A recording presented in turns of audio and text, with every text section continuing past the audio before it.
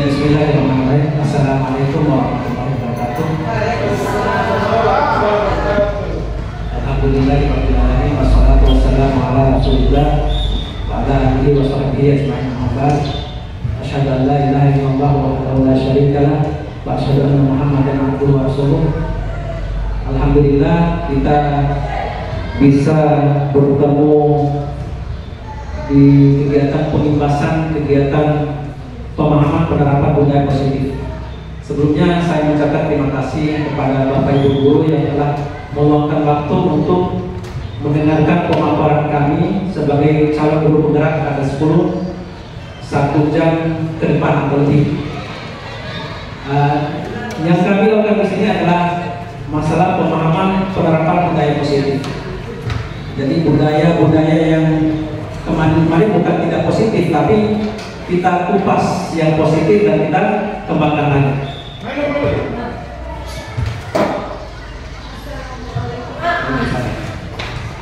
Budaya positif adalah nilai-nilai dan kebiasaan di sekolah yang berpihak pada peserta didik agar mereka dapat berkembang menjadi pribadi yang kritis, penuh hormat dan bertanggung jawab. Jadi budaya ini yang kita kembangkan adalah siswa bisa punya rasa hormat terhadap peraturan sekolah, budaya-budaya itu, dan mereka bertanggung jawab bukan karena dipaksakan, tapi mereka bertanggung jawab atas peraturan ataupun keyakinan sekolah yang ada di sekolah kita. Ini pertanyaan pemantik saja yang memang nanti bisa dijawab dan bisa selesai setelah ini. Biasanya hukuman dapat mendisiplinkan anak. Ini setuju atau tidak? Hukuman dapat mendisiplinkan anak. Setuju. Jadi ini sebelum kita masuk materi. Kemudian pemberian hukuman dengan hal positif seperti membaca atau membersihkan halaman sekolah dapat meningkatkan disiplin anak. Ya, setuju. Kemudian memberi penghargaan dapat meningkatkan motivasi belajar anak. Ya, setuju.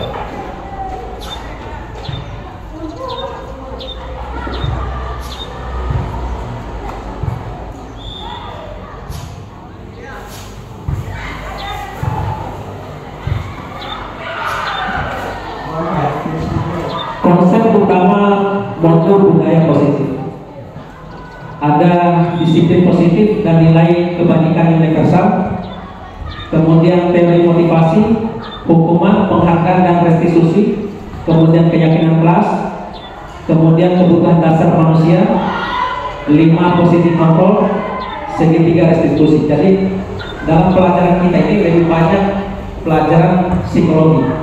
Jadi bagaimana menangani siswa.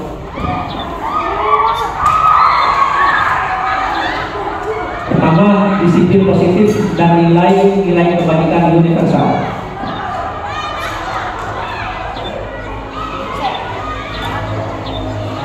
Kegiatan ini apa? Kebajikan universal ini maksudnya tidak tertahan atau tidak dibatasi oleh ruang dan waktu. Jadi berlaku secara umum, baik di Bima, baik di NTT, di Jawa dan lain-lain. Ini universal. Jadi tidak bilang di Bima memang begitu orangnya, di Jawa memang begitu orangnya. Jadi universal ini berlaku secara umum. Ini cuma simulasi. Sopirlah cari kertas kecil, tulislah benda atau sesuatu yang sangat berharga untuk Anda, letakkan di salah satu tangan Anda dan genggam benda tersebut dengan segala daya. Buatlah sebuah kepala. Teman kita, si B, akan mencoba dengan sebuah tenaga dengan berbagai cara untuk meminta Anda memberikan benda tersebut. B bisa membujuk, mengancam, menghardik, merayu, menyuap, apa saja agar membuka kepala kanan Anda. Apa yang terjadi? Ini sekedar simulasi bagaimana kita itu memegang prinsip kita. Apakah kita akan melepas prinsip entah cara bukan dan lain-lain? Ini sekedar simulasi apa yang kita perbuat sebenarnya.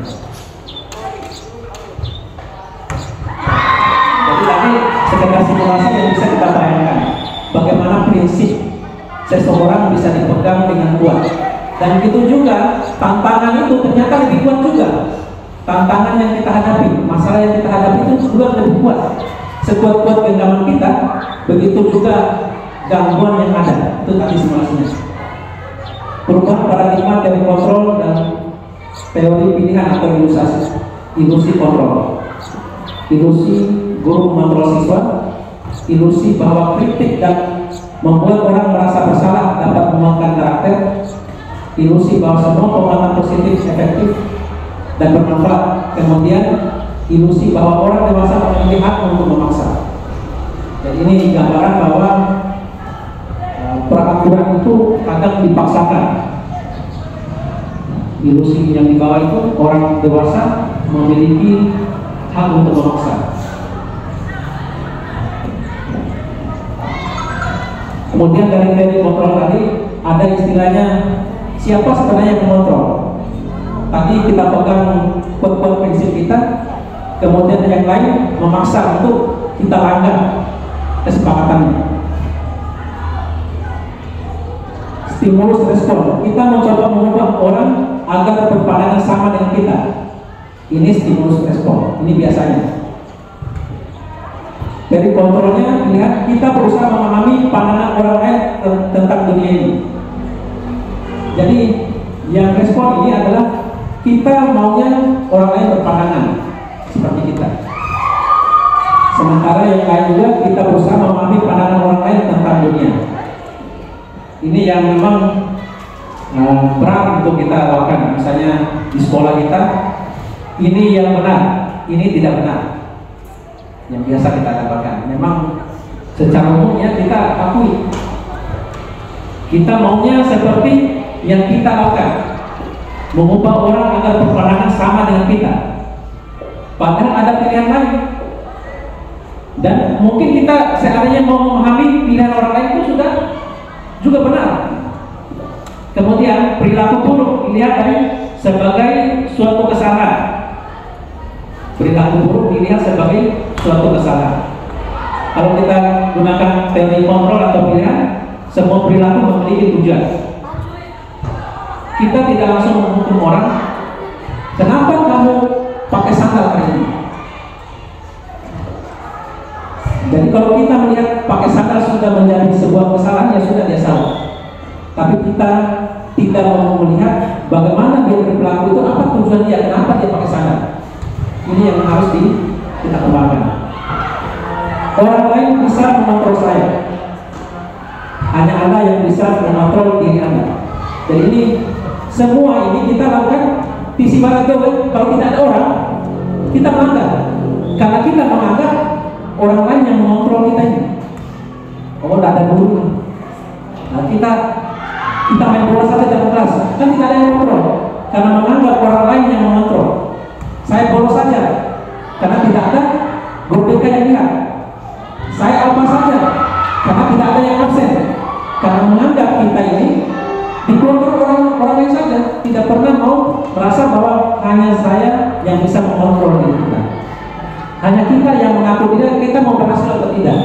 Kalau kita berpikir kita yang mengontrol, maka kita akan bebas dan sukses. Kemudian pemaksaan ada pada saat bujukan gagal. Kemudian yang benar adalah teori kontrolnya kolaborasi dan konsensus penciptakan pilihan-pilihan baru. Jadi kita lakukan itu bukan karena dibujuk, dipuji, tapi seharusnya menciptakan pilihan baru itu yang lebih baik. Model berpikir menang kalah, salah benar, menang kalah dan salah benar. Yang seharusnya berpikir menang menang, win-win. Jadi kita sama-sama benar. Jadi bukan mau mempertahankan kalau saya mengalah, maka saya yang orang yang kalah. Kalau saya mampu mengalahkan argumennya, saya mengutus siswa, membentak siswa, kemudian siswa mundur, oh saya kalah, saya menang, siswa yang kalah. Seharusnya kita sama-sama bagaimana siswa mendapatkan pujian, guru juga tidak langsung menganggap saya ini kalah argumen dibanding siswa.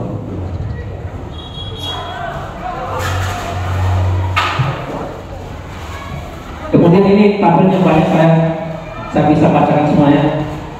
Teknik kontrol ini adalah dari Dr. William Glasser.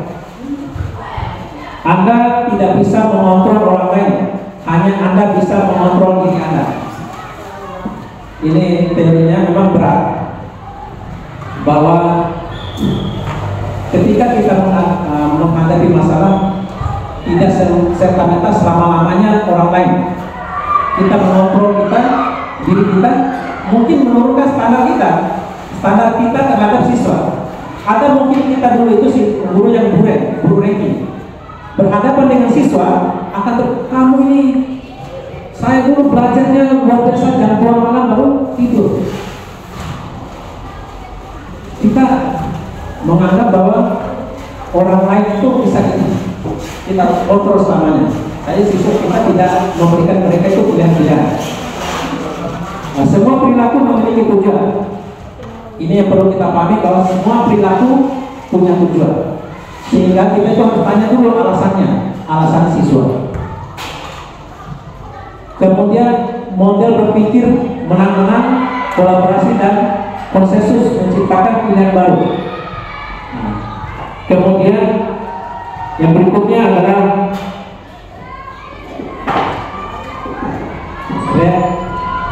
realitas kebutuhan kita berbeda. Kita berusaha memahami pandangan orang lain tentang dunia. Nah, jadi model berpikir tadi adalah 5% kontrol, pembentuk, pembuat rasa bersalah, teman, pemantau dan manajer. Kemudian yang terakhir itu adalah restitusi. Ini yang sudah sampaikan di pertemuan tadi. Kemudian nilai yang perlu itu nilai kebajikan universal, bahwa apa yang kita atur, peraturan yang ada di sekolah kita ini bisa saja berlaku di tempat lain karena dia sifatnya universal. Dalam rangka menciptakan lingkungan positif, salah satu strategi yang perlu kita tinjau kembali adalah penerapan disiplin di sekolah kita. Apakah telah efektif? Apakah masih perlu ditinjau kembali? Apakah sesungguhnya arti dari disiplin itu sendiri? Apakah kaitannya dengan nilai-nilai kebaikan? Jadi ini yang perlu kita pertanyakan. Kita mungkin sudah menerapkan kedisiplinan, tapi apakah perlu ditinjau kembali? Karena disiplin ini tidak selalu tipak mati. Jadi harus ada tinjau ulang, perlu ditinjau ulang dan direvisi. Bahkan visi misi sekolah juga perlu ditinjau ulang. Ketika mendengar kata disiplin, apa yang terbayang di benak Anda? Apa yang terlintas di pikiran Anda? Disiplin pasti ada dalam diri kita. Saya disiplin, orang itu tidak disiplin. Karena pikiran itu memang, pemahaman kita ini memang belum universal mungkin dalam istilah disiplin, berbeda-beda ya. Dalam budaya kita, mana kata disiplin dimaknai menjadi suatu yang dilakukan seseorang pada orang lain untuk mendapatkan kepatuhan. Kita cenderung menghubungkan kata disiplin dengan ketidaknyamanan.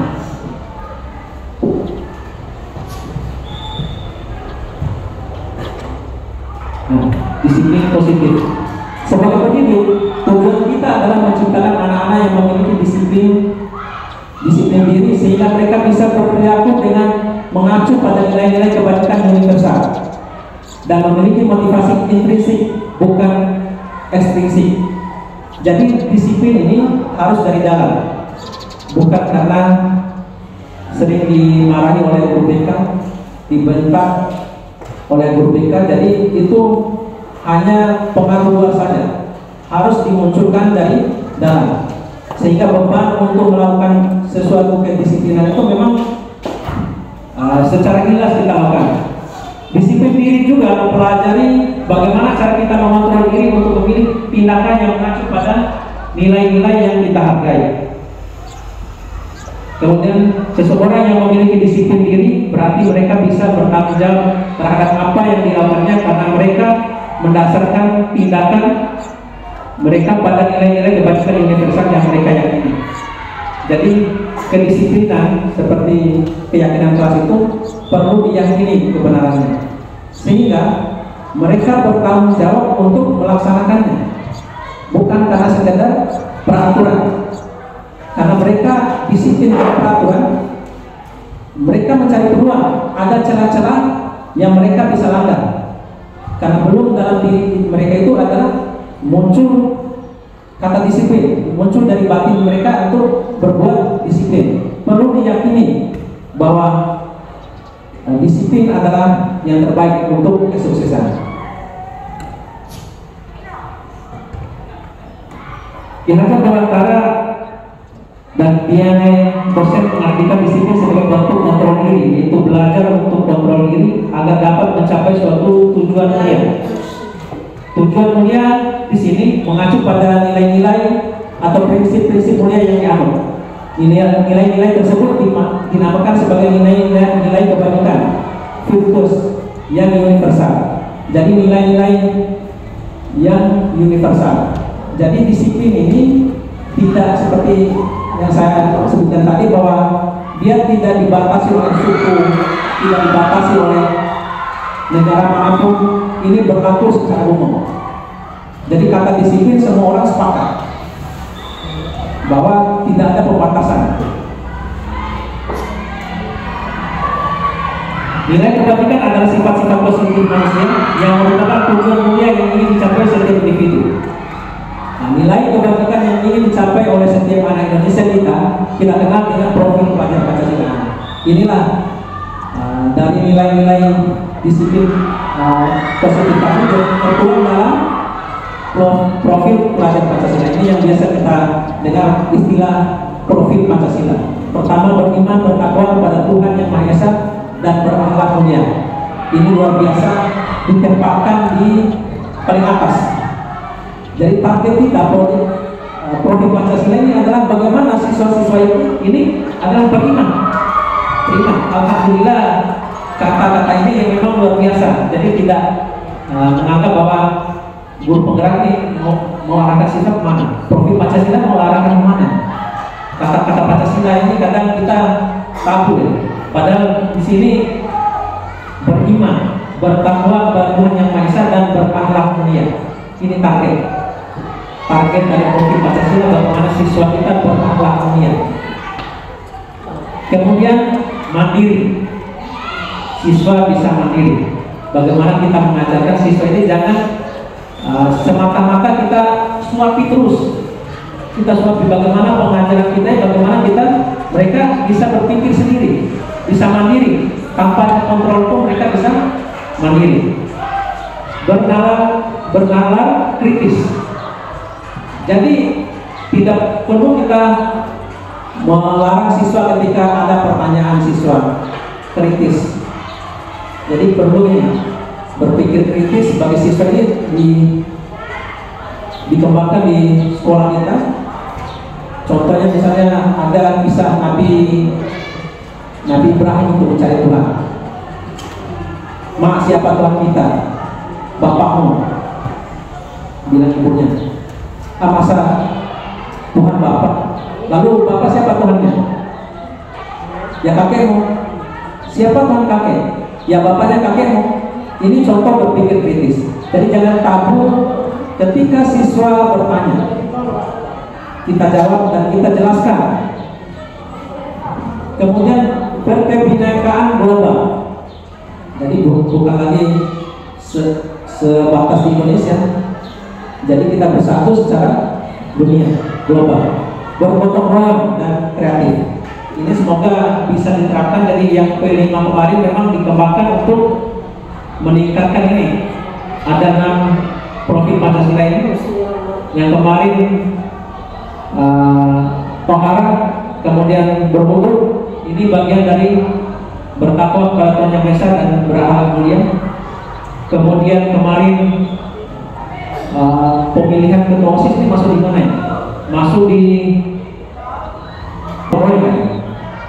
Jadi dia masuk semua di sini.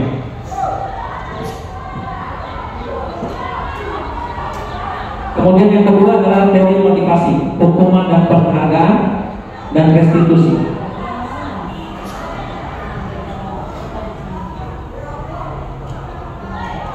dari motivasi perilaku manusia. Yang pertama, motivasi eksternal karena faktor dari luar untuk menghindari ketidaknyamanan atau hukuman atau motivasi. Ini muncul pertanyaan, apa yang akan terjadi apabila saya tidak melakukannya? Ini faktor eksternal.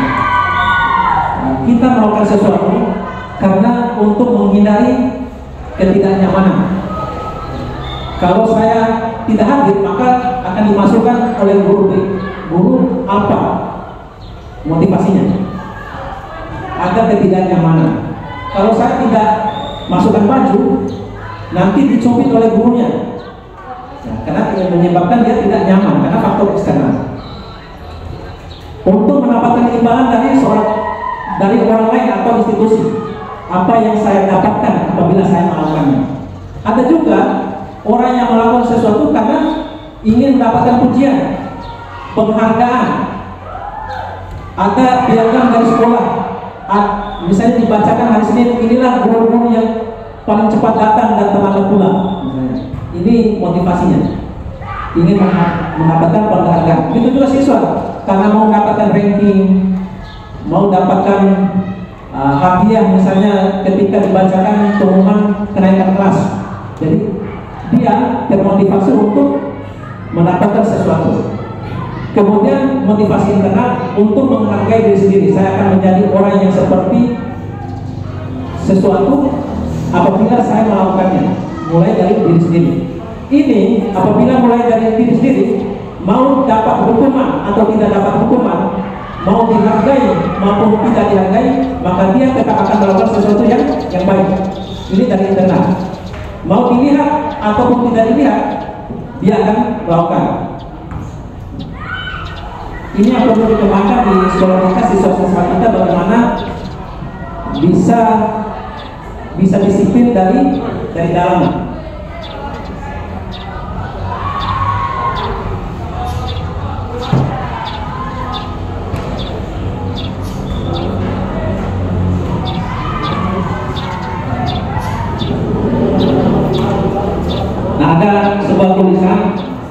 Ada sebuah tulisan sebenarnya yang dihukum oleh penghargaan. Ini kita juga kadang dihukum oleh penghargaan. Jadi kita berbuat karena ingin mendapatkan penghargaan, tapi sebenarnya itu adalah hukuman, menghukum diri kita sendiri. Jadi penghargaan itu ternyata pengaruh jangka pendek dan ada jangka panjangnya. Penghargaan ternyata ada yang memperkenalkan bahwa itu adalah menghukum. Penghargaan mengurangi kecepatan, penghargaan tidak efektif, penghargaan merusak hubungan, kemudian penghargaan menurunkan kualitas. Ini merusak hubungan ini sehingga rapor K13 dulu itu dihilangkan juara-juaranya, karena ini merusak hubungan antara yang juara 1 dengan juara 30. Jadi dihilangkan ini karena jangan sampai kita saling dihukum oleh penghargaan tadi. Menurunkan kualitas. Yang penting kita ini dapat juara saja, tapi kualitasnya tidak meningkat. Ada yang mungkin juara 1 di sini tidak sama dengan juara 1 di kelas yang lain. Yang penting juara 1, tapi kualitasnya beda. Penghargaan mematikan kreativitas. Jadi tidak ada peningkatan karena kita sudah mendapatkan penghargaan yang sudah cukup. Penghargaan mengurangi motivasi intrinsik. Yang jelas, karena kita hanya mendapatkan motivasi dari luar saja.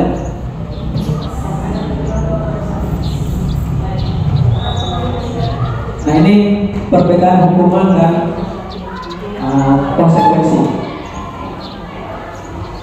Nah, ini sebelum dilanjut, saya bisa mencatat 100 kali di dalam buku kalimat saya tidak akan terlambat lagi karena terlambat ke sekolah. Ini konsekuensi atau hukuman.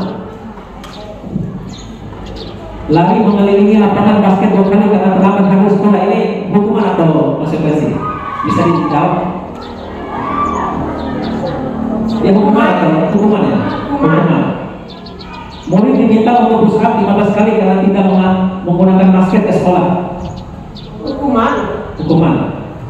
Menggantikan kertas tugas teman yang telah tercoret-coret. Misalnya dia ada buku temannya, kemudian dia coret-coret, disuruh gantikan. Hukuman. konsekuensinya. Jadi konsekuensinya membersihkan tumpahan air di meja tulis karena tersenggol pada saat belajar, dia tumpahkan, dia konsekuensi. Jadi bukan sebuah hukuman, misalnya tolong hilang gitu atau melap meja temannya yang basah karena tumpahan air dia, itu adalah konsekuensi.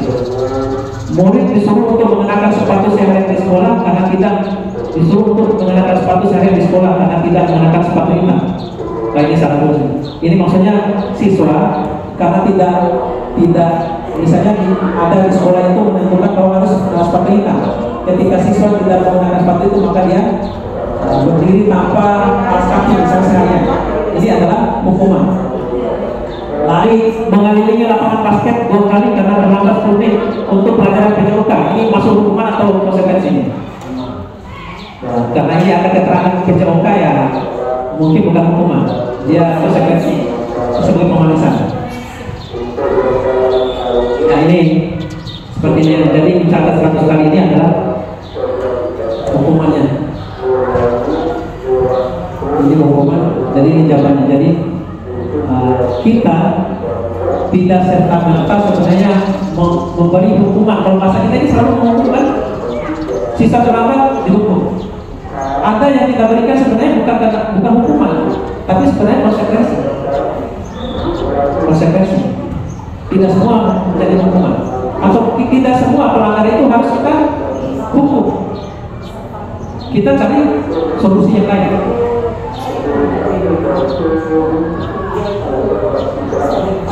Perbedaan hukuman dan konsekuensi. Hukuman adalah sesuatu yang menyakitkan, harus terjadi.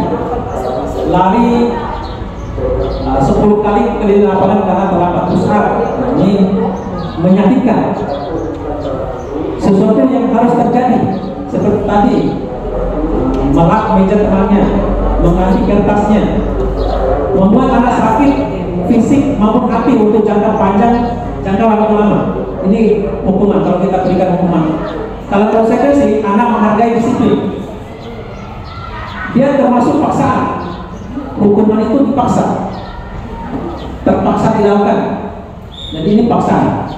Ini konsekuensi stimulus atau tanggapan. Konsep diri yang buruk. Kalau konsekuensi, konsep diri yang baik. Anak belajar untuk menyembunyikan kesalahan. Nah ini takut karena hukuman, maka kesalahannya dia sembunyikan. Dia lempar bola kemudian kena kaca, dia tidak mau bertanggung jawab karena takut hukuman. Anak belajar untuk mematuhi peraturan. Kalau konsekuensinya kita berikan, misalnya konsekuensi kalau baca kaca, bagaimana caranya, apakah diganti atau bagaimana. Jadi dia sadar diri. Marah, rasa bersalah, dipermalukan, merasa tak dihargai, ini kalau hukuman. Apalagi kita beri hukuman di depan teman-temannya atau di depan guru-guru yang lain. Kalau konsekuensi, dia cuma kehilangan hak. Misalnya dia terlambat, diganti dengan jam pelajaran tambahan misalnya. Dibuat tidak nyaman, hanya tidak nyaman saja, diasingkan untuk sementara, time out. Jadi ini hanya sementara. Inilah konsekuensi. Memang dia sudah sepakati dan sudah tahu peraturannya. Jadi yang diharapkan dalam di sekolah ini, apapun bentuk konsekuensi itu harus disepakati dulu. Misalnya ini kebetulan ada Bapak Ibu guru BK, misalnya terlambat ini apa sih sebenarnya konsekuensi yang harus mereka lakukan? Sepakati, ini yang perlu. Tapi jangan tiba-tiba dan harus adil penerapannya. Ini yang disebut tadi itu ada istilah konsekuensi. Memang sudah di kesepakatan. Kalau perlu, kalau gampang tadi misalnya menumpahkan air atau mencuri-curi teman kan adil kalau kita ganti dengan kertas yang lain. Bisa terlambat kita tentukan bagaimana konsekuensinya. Memang harus disepakati. Karena biasanya yang disepakati adalah pelanggaran, tidak pernah disepakati konsekuensinya. Kita terlambat wajib masuk jam 7.30. Kalau tidak, bagaimana? Harus ada kesepakatan, dipulangkan atau apa. Itu walaupun itu bagian dari hukuman, jadi harus disepakati. Restitusi adalah proses menciptakan kondisi bagi murid untuk memperbaiki kesalahan mereka sehingga mereka bisa kembali pada kelompok mereka dengan karakter yang lebih kuat. Restitusi juga merupakan proses kolaborasi yang mengajarkan murid untuk mencari solusi untuk masalah mereka dan membantu murid berpikir tentang orang lain seperti apa yang mereka inginkan dan bagaimana mereka harus memperlakukan orang lain. Nah, ini lebih tinggi dari hukuman, kemudian konsekuensi, kemudian restitusi. Maksudnya adalah bahwa mereka harus mencari solusi bagaimana untuk memperbaiki kesalahan mereka. Ketika terlambat, kita tanyakan apa alasan terlambat, bagaimana cara memperbaiki kamu ini supaya tidak terlambat lagi. Jadi kita ajak mereka berpikir bagaimana mengatasi solusinya, mengatasi masalah yang mereka hadapi. Tidak langsung dihukum terus, mereka itu dihukum terlambat lagi, bahkan dia bersembunyi dari kesalahan. Tapi kita tidak pernah bersepakat dengan mereka bagaimana solusi mereka supaya tidak terlambat lagi, karena setiap siswa itu berbeda-beda alasannya. Yang tadi sudah dijelaskan, kita harus tanya dulu apa alasannya. Mungkin ada ibunya tidak ada, mungkin dari TKW tidak ada yang masak, dia harus masak, dia harus antar ibunya mungkin. Ya, nanti kita carikan solusinya.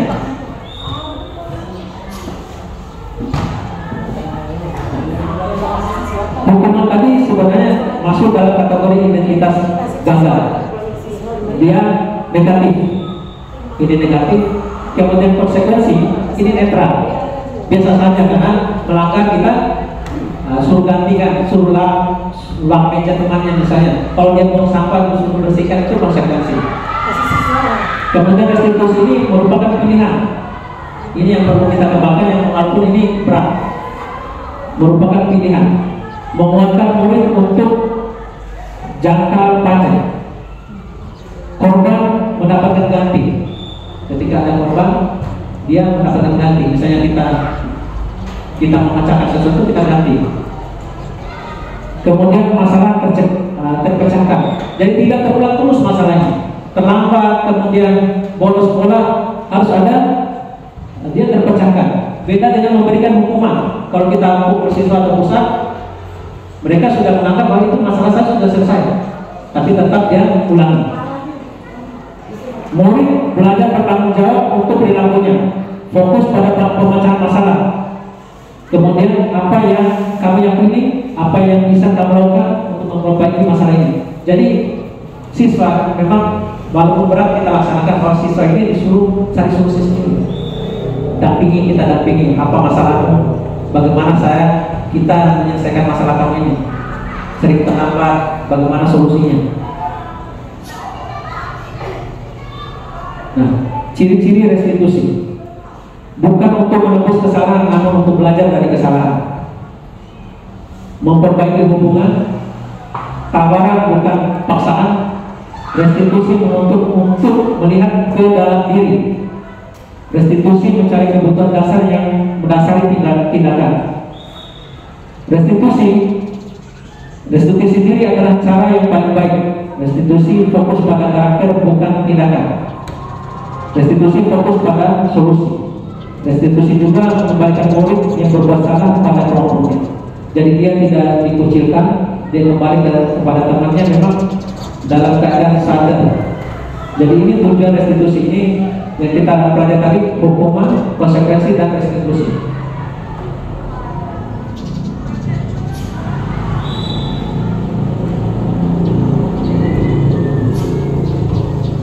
Berikut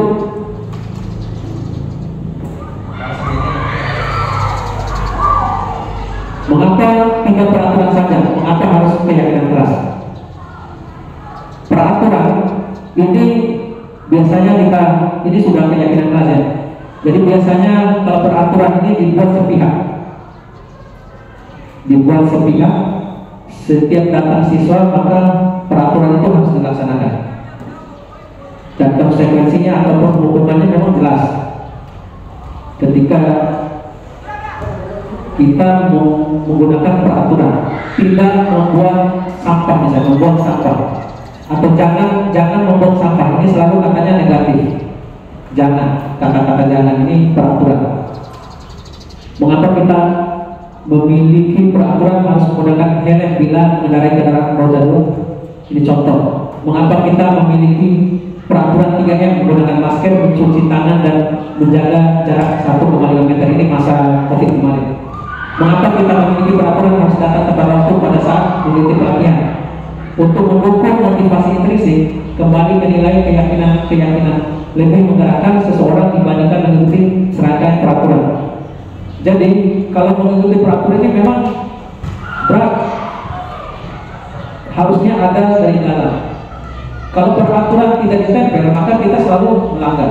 Tapi kalau sudah dalam hati, ada tidak ada ditempel, disepakati atau tidak disepakati, ditulis atau tidak tertulis, maka sudah dari dalam, kita pasti akan tahu aturannya.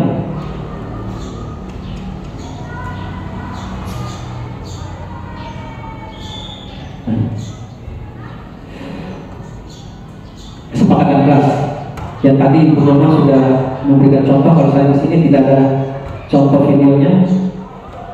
Jadi guru dan murid membuat kesepakatan, bukan peraturannya. Peraturan itu bisa sepihak, kita tulis di depan, tapi kesepakatan itu seperti yang disampaikan dalam video tadi, bahwa dibikin kesepakatan dari dalam guru maupun siswa. Nanti meningkat ke kesepakatan sekolah, bukan saja di kelas. Kalau ini khusus di kelas.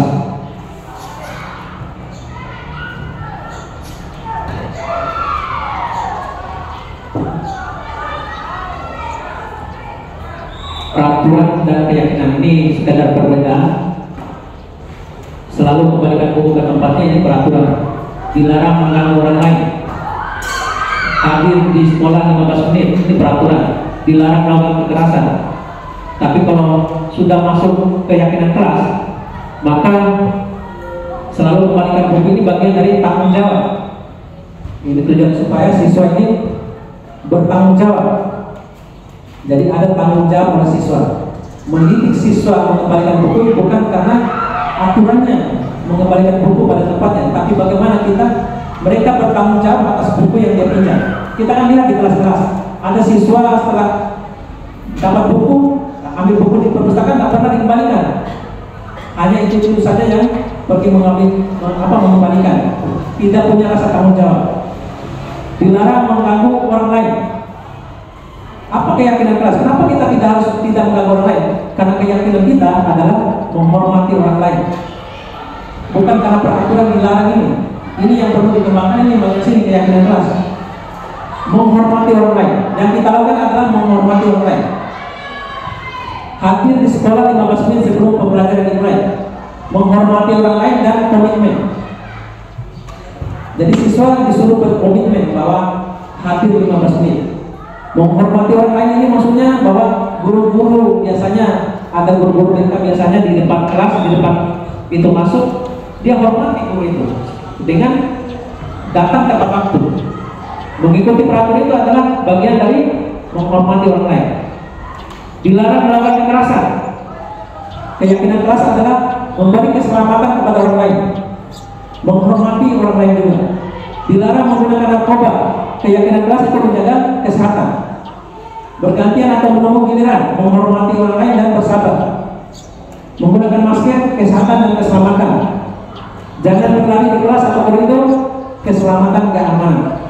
Jadi keyakinan kelas ini bagaimana peraturan itu diyakini siswa bahwa apa yang saya lakukan itu bukan karena ada aturan, tapi ada tanggung jawab, ada norma menghormati orang lain, ada komitmen, ada keselamatan yang memang harus dijaga, ada kesehatan yang harus dijaga pula. Kemudian ada juga keamanan yang kita jaga. Inilah keyakinan. Mungkin pada saat ini kita maupun siswa itu tidak melanggar itu karena ada aturan, takut aturan. Tapi sebenarnya kita harus yakini apa yang saya lakukan itu demi menjalankan tanggung jawab, demi keselamatan orang lain, demi kesehatan saya dan orang lain. Ini yang perlu kita kembangkan itu. Kebutuhan dasar manusia.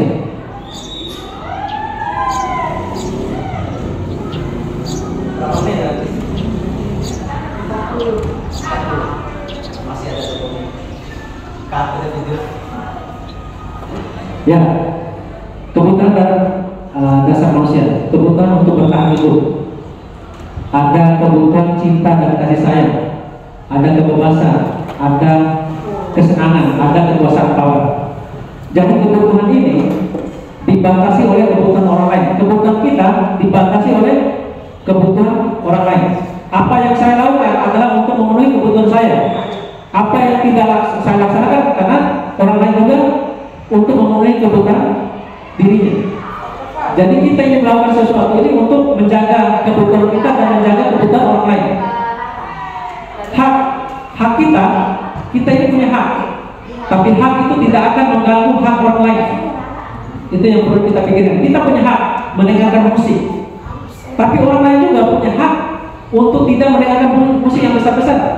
Tentunya pakai headset. Pakai headset, kita musik yang besar-besar, tapi orang lain tidak terganggu. Jangan sampai kayak di kampung-kampung bunyinya besar. Ini kan musik-musik saya, ini kan rumah-rumah saya, tapi mengganggu hak orang lain. Jadi setiap manusia punya kebutuhan dasar yang kita perlu penuhi dan tidak perlu kita langgar juga. Yang kita perlu penuhi dan tidak perlu kita langgar juga kebutuhan orang lain. Kebutuhan bertahan hidup, kebutuhan bertahan hidup ini sifatnya adalah kebutuhan bersifat fisiologis untuk bertahan hidup, misalnya makanan, pakaian, istirahat, tempat berlindung, keamanan dan kesehatan. Secara sederhana dapat dipenuhi dengan makan, tidur, olahraga dan memberikan perlindungan. Kemudian kebutuhan kasih sayang. Kebutuhan ini termasuk kebutuhan psikologis, merasa diterima, dipedulikan, berbagi, bekerja sama, dikasihi maupun mengasihi, disayangi maupun menyayangi.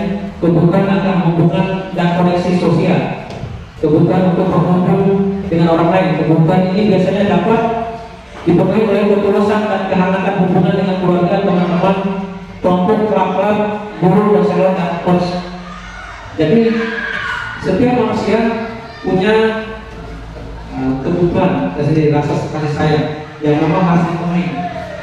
Ini mengarah kepada kenapa orang melanggar dan kenapa orang tidak melanggar. Ini yang perlu target yang penting. Kebutuhan kekuasaan, power. Kebutuhan ini berhubungan dengan kekuasaan seseorang untuk mencapai sesuatu, menjadi kompeten, menjadi terampil, memimpin, berprestasi, diakui dan didengar. Kebutuhan ini meliputi harga diri, keinginan untuk dianggap, meninggalkan pengaruh.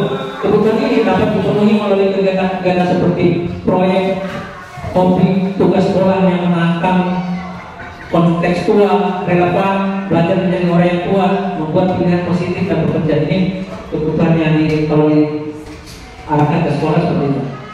Kebutuhan kebebasan, kebutuhan untuk bebas adalah kebutuhan untuk mandiri, otonom, memiliki pilihan, mengembangkan daya lingkungannya, dan mampu mengendalikan arahnya sendiri. Ini bebas. Jadi siswa diberi kebebasan dengan batas-batas tertentu tadinya, tentunya. Jadi siswa diberi otonomi, diberi pilihan untuk memilih pilihan. Pemenuhan kebutuhan ini dapat dilakukan dengan menyediakan variasi waktu senggang, memberikan ruang untuk jadi diri sendiri yang merdeka, serta liburan. Kemudian kelima, kebutuhan kesenangan. Ini bermain, bersenang-senang, menghubungkan kebutuhan ini dengan belajar ini. Menurutnya dengan bermain kita sekaligus mempelajari banyak keterampilan hidup yang penting. Biasanya kebutuhan ini juga dapat dipenuhi dengan menyanyikan tatanan, gurauan dan pembelajaran yang bermakna. Jadi kalau pihak dewasa itu menganggap bahwa olahraga, olah rasa, dan olah rasa. Jadi ini harus digabung. Jadi tidak semata-mata untuk belajar, harus ada permainan. Ini 5 posisi kontrol. Bapak Ibu dapat melakukan refleksi atas praktik disiplin yang dilakukan selama ini dan dampaknya untuk murid serta dapat menerapkan posisi manajer. Jadi tadi penghukum, pembuat merasa bersalah, teman, monitor atau pemantau dan manajer. Nah, ini contoh video bagaimana perbedaan antara posisi penghukum dan seterusnya.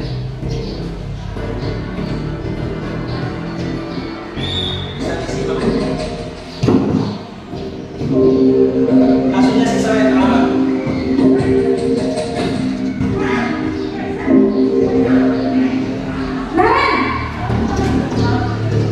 Sini kamu.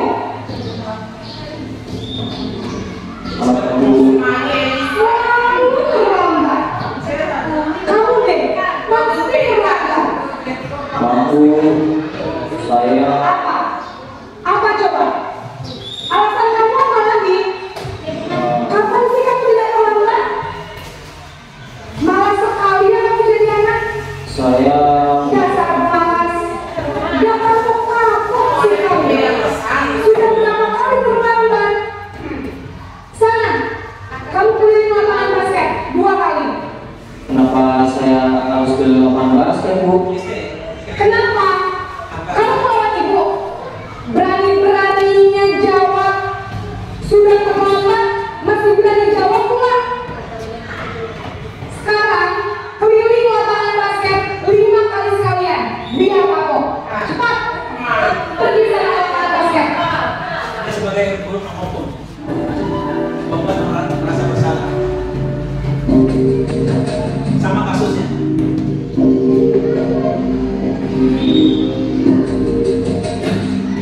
Latihan pakai kaca. Naren,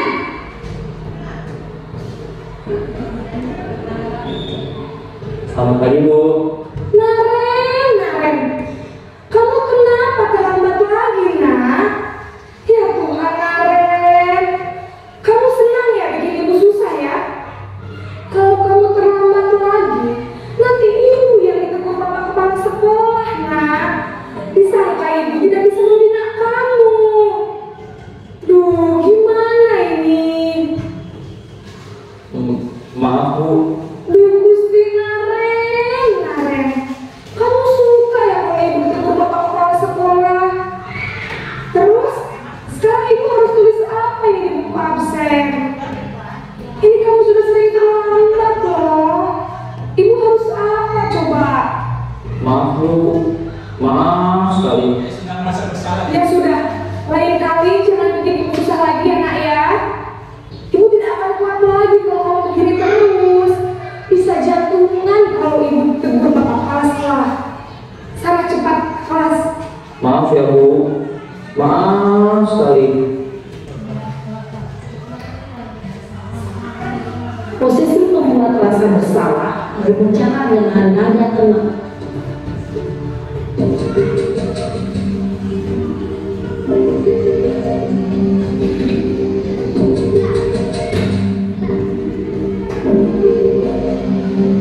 Naren,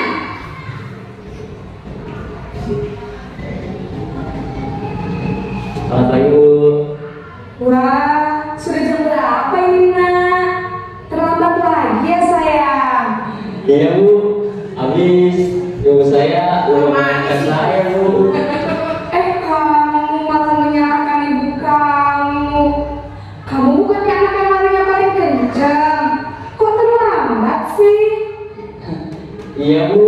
Saya memang terlambat bangun tadi. Jadi biarpun saya lari kencang, tetap gak kekejar, Bu. Ya sudah sana. Nanti lain kali larinya lebih kencang lagi ya. Biar gak terlambat lagi. Bikin senang ibu. Demi ibu.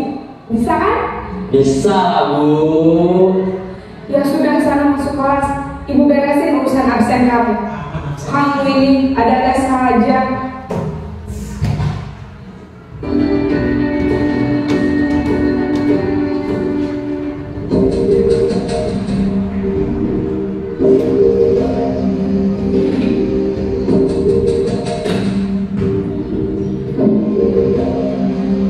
Naren,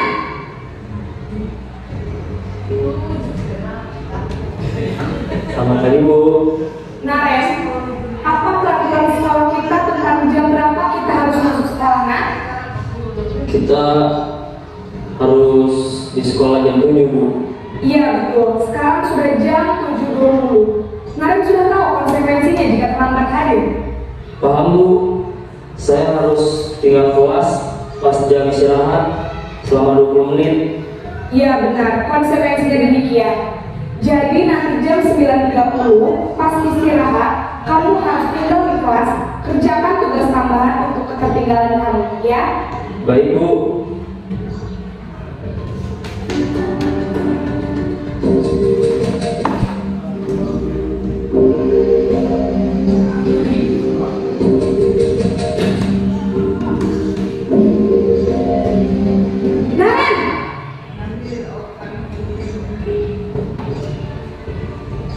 Selamat pagi, Bu. Selamat pagi, Naren. Maaf, Bu, saya terlambat. Iya, sekolah masuknya jam 7, sekarang sudah jam 7.20. Jadi sekarang bagaimana ini, Naren? Maaf, Bu, saya lupa setel alarm saya semalam. Baiklah, menurut kamu, keyakinan sekolah yang mana yang perlu kamu tingkatkan? Menghargai diri sendiri dan orang lain mungkin, Bu. Setuju. Jadi, apakah Naren meyakini prinsip saling menghormati tersebut? Iya, Bu, saya meyakininya. Apakah Naren bersedia memperbaiki masalah keterlambatan ini? Bersedia, Bu. Bagaimana kamu akan memperbaiki masalah keterlambatan ini? Saya akan coba untuk tidak lupa menyetel alarm saya, Bu. Baik, kalau Naren mau menyetel alarm di rumah, ada orang yang kira-kira bisa bantu mengingatkan tidak? Ada, Bu. Kata saya, Kak Emma. Ada lagi selain Kak Emma? Selain Kak Emma, ada ibu saya. Baik, jadi yang mengingatkan Naren adalah Kak Emma dan ibu kamu, ya? Kira-kira akan mulai setel alarm kapan, Naren? Setelah pulang sekolah, akan segera saya lakukan. Baik, jadi Naren akan setel alarm untuk bangun besok pagi dan akan diingatkan oleh kakak dan ibu dan Naren, ya? Ada lagi yang mungkin perlu dilakukan, Naren? Agar tidak terlambat bangun lagi. Tidak ada, Bu. Baik, Naren. Terima kasih untuk kerjasama kamu. Sekarang kamu boleh kembali ke kelas untuk belajar. Baik, Bu. Terima kasih. Oke. Dagang.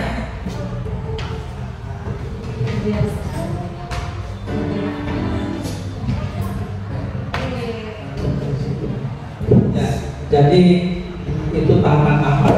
Walaupun memang hati nomor soki siswa mana-mana kita. Apalagi kan solusi. Jadi guru sebagai pemukul ini bukan menyangkut masalah guru BK saja, ini semua kita ya. Semua di kelas dulu kita hadapi masalah. Tadi kalau kita terlambat ya pasti di kelas juga ada juga bagian masalah terlambat siswa juga. Guru berbicara dengan nada tinggi, menghardik, membentak, menyakiti apalagi, dan menyindir hukuman psikis maupun fisik. Kadang kayak bodoh ama ubi pirun namun kan itu bagian dari menghardik nanti psikis. Dampaknya murid menjadi pendendam, pemberontak, tidak menyukai guru atau mampir yang diampun. Ini bahayanya kalau kita untuk siswa di kelas.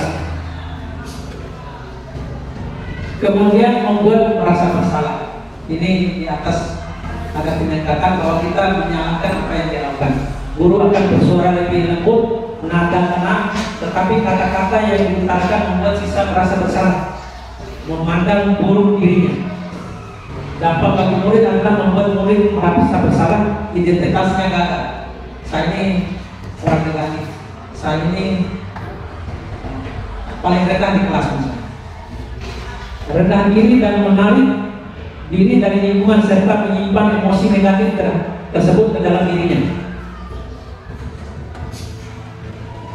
Kemudian sebagai teman, guru berbicara dengan nada ramah, akrab dan bersinagral. Walaupun tersirat ada pelanggaran yang dilakukan oleh siswanya, murid akan merasa senang, aman, akrab dengan guru. Identitas yang tercintai adalah identitas sukses berhasil. Dampak bagi murid adalah murid bergantung pada guru yang menyayanginya. Jadi selalu menghadap ke guru yang lain. Bisa ada pelanggaran, 2 orang guru yang menunggu. Kamu lakukan ke Pak Manda paling besar sekali.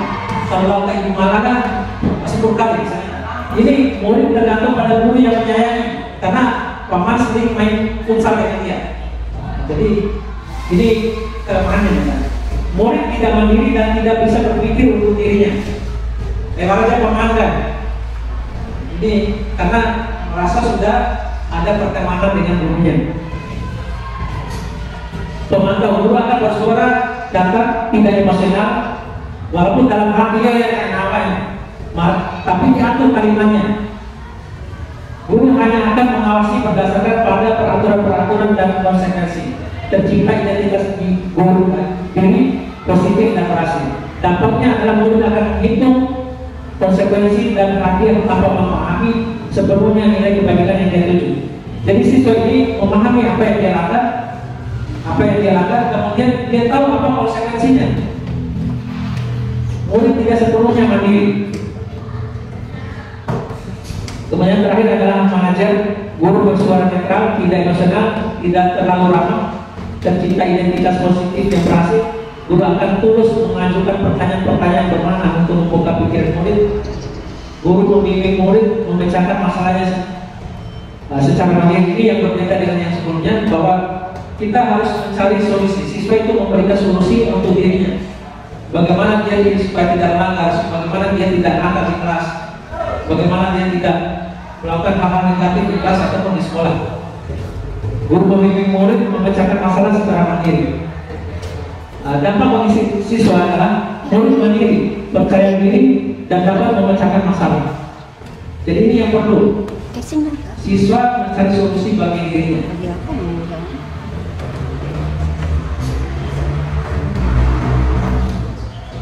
Setelah mengamati dan memahami adegan kelima posisi kontrol tadi, ini kita tanya diri kita, kira-kira posisi mana yang paling ideal? Posisi mana yang dapat menunjukkan motivasi intrinsik? Tentunya posisi mana aja? Guru dapat menerapkan disiplin positif yang berpihak pada murid, yang memerdekakan murid. Tujuan seorang guru menciptakan yang mandiri, merdeka dan bertanggung jawab. Ini kata kuncinya bertanggung jawab.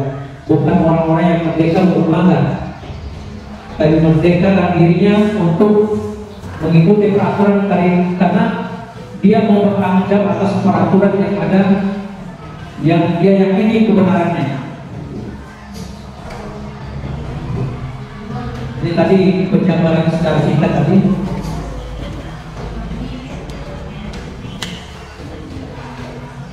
Jadi dari hasil tadi itu kita bisa menyimpulkan bahwa saya kecewa sekali dengan kamu. Siapa yang mengatakan manajer atau hukum? Saya kecewa denganmu.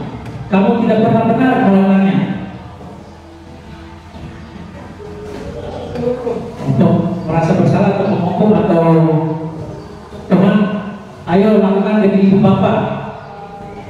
Posisi apa tadi? Teman. Apakah kamu mendapatkan stiker bintang hari ini? Ini dia mengajar ujian. Bagaimana kamu bisa menyelesaikan masalah ini? Manajer, bisa saja manajer, bisa. Kamu selalu yang paling terakhir. Ini hukuman atau apa? Jawabannya jadi menghukum tadi itu tidak harus dalam bentuk fisik, tapi secara psikis juga. Membuat orang merasa bersalah kalau tidak pernah melakukannya. Jadi ibarat potensi negosiasi. Jadi penghukum. Ayolah lawan yang ibu bapak teman. Apakah kamu mau mendapatkan stiker bintang, pemantau? Bagaimana kamu bisa menyelesaikan masalah ini? Yang manajer. Yang terakhir ini jelas penghukum. Kemudian segitiga restitusi. Restitusi ini saya tampilkan gambarnya saja. Jadi siswa ketika melanggar perlu kita tidak langsung dihukum. Kita tanyakan apa yang dia lakukan itu apakah hal positif atau tidak. Kita tanyakan dirinya. Penekanannya bukan pada bagaimana berperilaku untuk menyenangkan orang lain atau menghindari ketidaknyamanan, namun tujuan adalah menjadikan orang yang menghargai nilai-nilai kebajikan yang mereka percayai. Melalui restitusi ini, ketika murid berbuat salah, guru akan menanggapi dengan cara yang memungkinkan siswa untuk berbuat evaluasi internal untuk menyadari kesalahan apa yang saya telah lakukan. Restitusi menguntungkan korban, tetapi juga menguntungkan orang yang telah berbuat salah.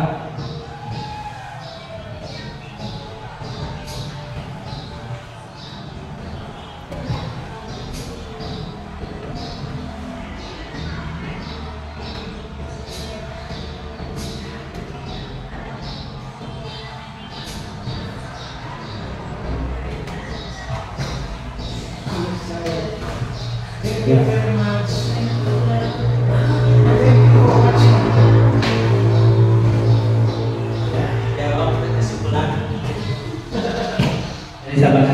Dengan memahami struktur penerapan signifikan restitusi, diharapkan guru dapat menerapkan posisi sebagai manajer. Kemudian dengan mengajukan pertanyaan-pertanyaan bermakna yang dapat membuat murid menjadi percaya diri, tanggung jawab dan mandiri. Jadi kita tahu salah juga, bukan berarti siswa itu tidak mendapatkan konsekuensinya. Tapi sebaiknya itu adalah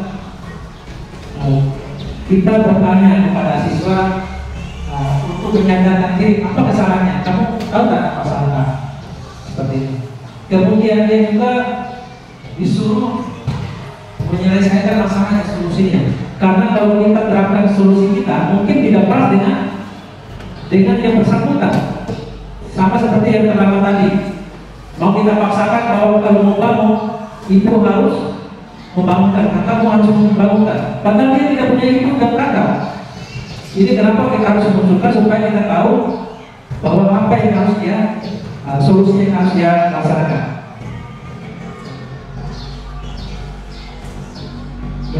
Dengan segitiga restitusi diharapkan murid dapat menjadi murid yang lebih kuat secara pribadi. Kemudian membuka wawasan murid akan dapat menyelesaikan masalahnya sendiri. Semakin percaya diri, mandiri dan tanggung jawab.